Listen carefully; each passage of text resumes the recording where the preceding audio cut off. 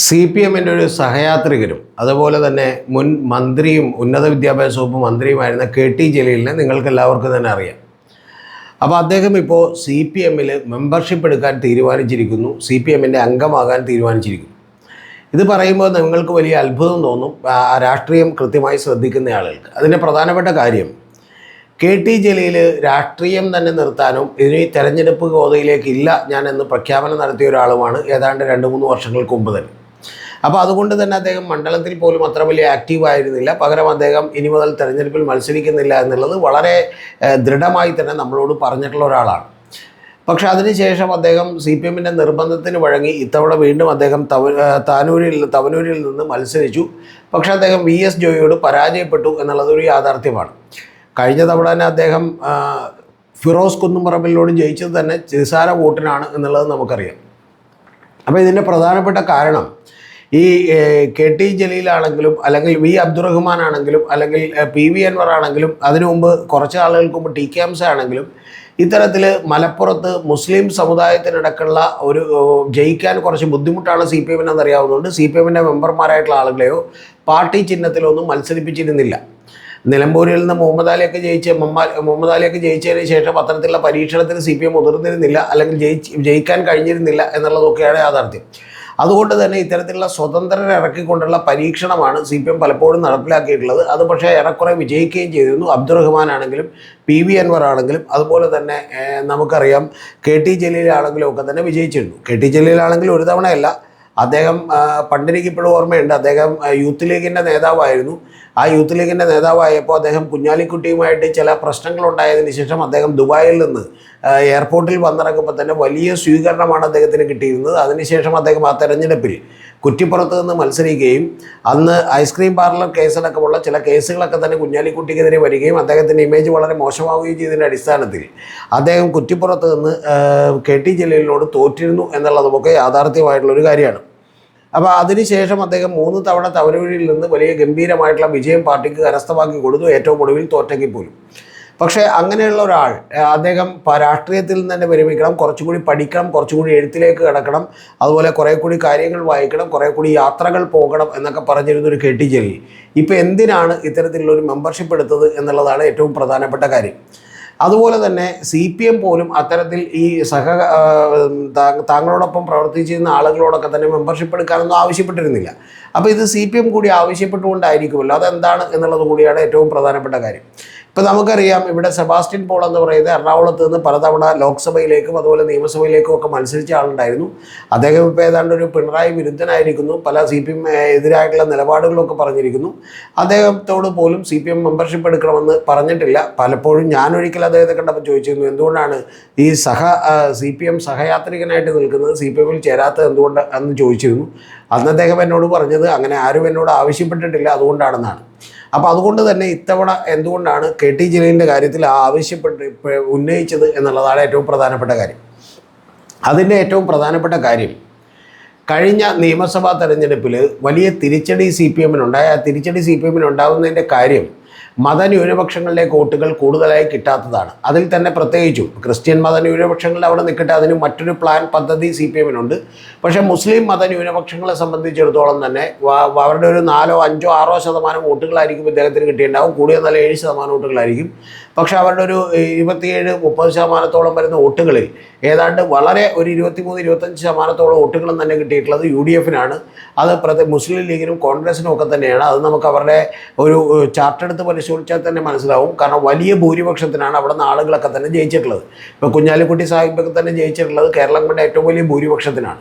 അപ്പോൾ അത്തരത്തിലുള്ള വലിയ ഭൂരിപക്ഷത്തിന് മലപ്പുറത്ത് ജയിക്കുന്നു. അതുപോലെ മലബാറിൽ നിന്ന് മിക്ക ആളുകളും തന്നെ ജയിക്കുന്നു. ഫാത്തിമ തെഹ്ലിയ പോലും ജയിക്കുന്നു എന്നുള്ളത് നമ്മൾ കാണണം. ഫാത്തിമ തെഹ്ലിയ എന്ന് പറഞ്ഞാൽ സാധാരണ മുസ്ലിം ലീഗിൽ നിന്ന് സ്ത്രീകളൊക്കെ നിന്നുണ്ടെങ്കിൽ ജയിക്കാൻ കുറച്ച് ബുദ്ധിമുട്ടാണ്. അത്തരത്തിൽ മത്സരിച്ചുകൊണ്ടാണ് കഴിഞ്ഞ തവണ നമ്മുടെ INL സ്ഥാനാർത്ഥിയായിട്ടുള്ള മന്ത്രിയുമൊക്കെ ആയിട്ടുള്ള അദ്ദേഹം തന്നെ അവിടെ നിന്ന് ജയിക്കാനുള്ള കാര്യം അതുകൊണ്ടാണ്, കോഴിക്കോട് സൗത്തിൽ നിന്ന്. അപ്പോൾ അത് യഥാർത്ഥത്തിൽ അല്ലെങ്കിൽ അവിടെ മുസ്ലിം ലീഗ് വളരെ എളുപ്പത്തിൽ ജയിക്കുന്നൊരു സീറ്റാണ് കോഴിക്കോട് സൗത്ത് എന്ന് പറയുന്നത്. അപ്പോൾ ഇതൊക്കെ സംഭവിച്ചില്ല. ഇത്തവണ ഇതൊന്നും തന്നെ സംഭവിച്ചില്ല. കാരണം വലിയ ഭൂരിപക്ഷത്തിൽ ഇവരെല്ലാം ജയിക്കുകയാണ് ചെയ്തത്. അതിൻ്റെ പ്രധാനപ്പെട്ട കാരണം ഒരു മുസ്ലിം മതന്യൂനപക്ഷങ്ങളുടെ കൺസോളിഡേഷൻ UDF-ന് അനുകൂലമായിട്ടുണ്ടായിരുന്നു. അപ്പോൾ അങ്ങനെ അനുകൂലമായിട്ടുള്ളപ്പോൾ അതിൽ ആ ന്യൂനപക്ഷങ്ങളുടെ വോട്ടുകൾ അങ്ങനെ മുഴുവനായും UDF വിട്ടുകൊടുത്തിട്ടുണ്ടെങ്കിൽ പിന്നീട് ജയം ഏറെക്കുറെ CPM അസാധ്യമാണ് എന്നുള്ളത് CPM തിരിച്ചറിഞ്ഞിരിക്കുന്നു.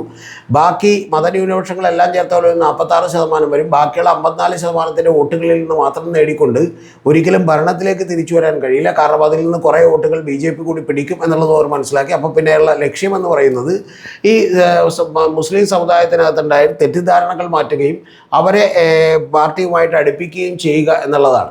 അപ്പോൾ അങ്ങനെ അടുപ്പിക്കുകയും ചെയ്യണമെങ്കിൽ അതിൽ അവർ കാണുന്ന ഏറ്റവും വലിയൊരു മുഖമെന്ന് പറയുന്നത്, വളരെ സോഫിസ്റ്റിക്കേറ്റഡ് ആയിട്ടുള്ള ഒരു മുഖമെന്ന് പറയുന്നത് അത് KT ജലീലിൻ്റെതാണ്.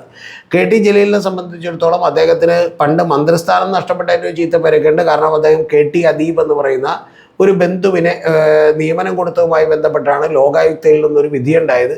ആ വിധിയുടെ ഭാഗമായിട്ട് അദ്ദേഹത്തിന് പുറത്തേക്ക് പോകേണ്ടി വന്നതൊക്കെ ശരിയാണെങ്കിൽ പോലും ആ സമുദായത്തിനകത്തുള്ള ഒരു ബുദ്ധിജീവി പരിവേഷമുള്ള, നല്ല എഡ്യൂക്കേറ്റഡ് ആയിട്ടുള്ള, അറിവുള്ള, കാര്യങ്ങളെ കൃത്യമായി ആർട്ടിക്കുലേറ്റ് ചെയ്യാൻ കഴിയുന്ന ഒരാൾ എന്നുള്ള നിലക്ക് KT ജലീൽ CPMലേക്ക് കടന്നു വരുന്നു, സഖാവ് KT ജലീൽ ആകുന്നു എന്ന് പറഞ്ഞാൽ ഞങ്ങളുടെ പാർട്ടിക്കകത്ത് ഒരു നിസ്കരിക്കുന്ന, വിശ്വാസമുള്ള മുസ്ലിം സമുദായത്തിലെ ആളുകൾക്ക് പോലും നിൽക്കാൻ കഴിയുമെന്നും അങ്ങനെയുള്ള ആളുകൾ കൂടുതലായി CPMലേക്ക് കടന്നു വരണമെന്നും യഥാർത്ഥത്തിൽ അങ്ങനെയുള്ള ആളുകൾ CPMന് മാത്രമാണ് മുസ്ലിം മതന്യൂനപക്ഷങ്ങളെ സംരക്ഷിക്കാൻ കഴിയുന്ന ശക്തമായിട്ടുള്ള നിലപാടുകൾ കേരളത്തിൽ എടുക്കാൻ പറ്റുക എന്നൊക്കെ പ്രചരിപ്പിക്കാൻ കഴിയുന്ന, അത് സ്വന്തം ജീവിതം കൊണ്ട് പോലും പ്രൂവ് ചെയ്യാൻ കഴിയുന്ന ഒരാളായി ഈ KT ജലീൽ മാറണം എന്നുള്ളതാണ് ഏറ്റവും പ്രധാനപ്പെട്ട കാര്യം. അത് യഥാർത്ഥത്തിൽ CPM അങ്ങോട്ട് തന്നെ ആവശ്യപ്പെട്ടതാണ്.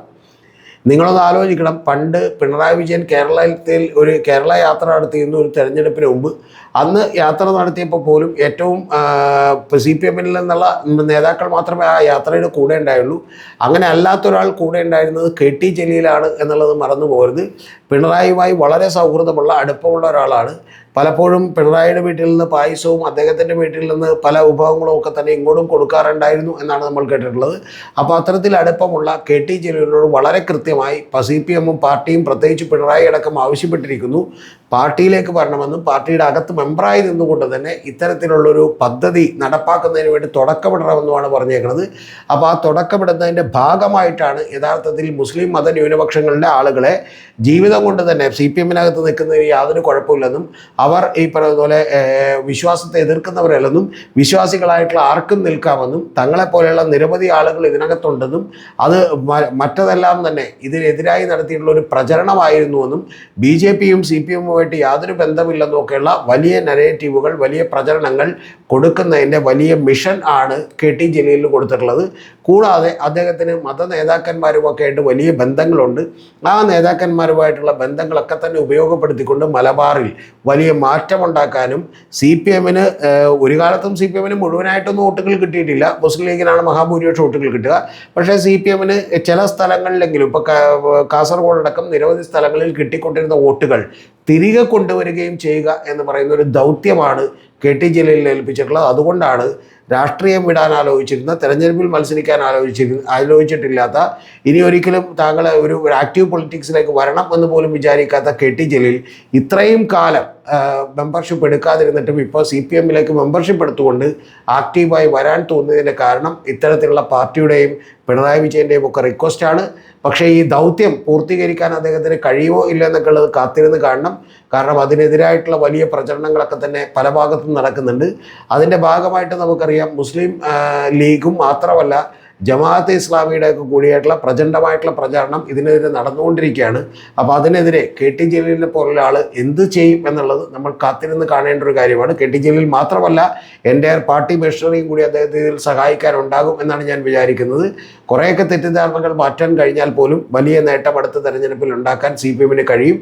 പക്ഷേ അതിനെയൊക്കെ തച്ച് തകർക്കാൻ പോകുന്ന വലിയ ശക്തിയായി, വലിയ പ്രചണ്ഡമായ പ്രചരണായുധങ്ങളുമായി മീഡിയ വണ്ണും അതുപോലെ ജമാഅത്തെ ഇസ്ലാമിയും മാധ്യമ ദിനപത്രവും കൂടാതെ മുസ്ലിം ലീഗും ഇപ്പുറത്ത് നിൽക്കുന്നു എന്നുള്ളത് കൂടി നമ്മൾ കാണാതെ പോകരുത്.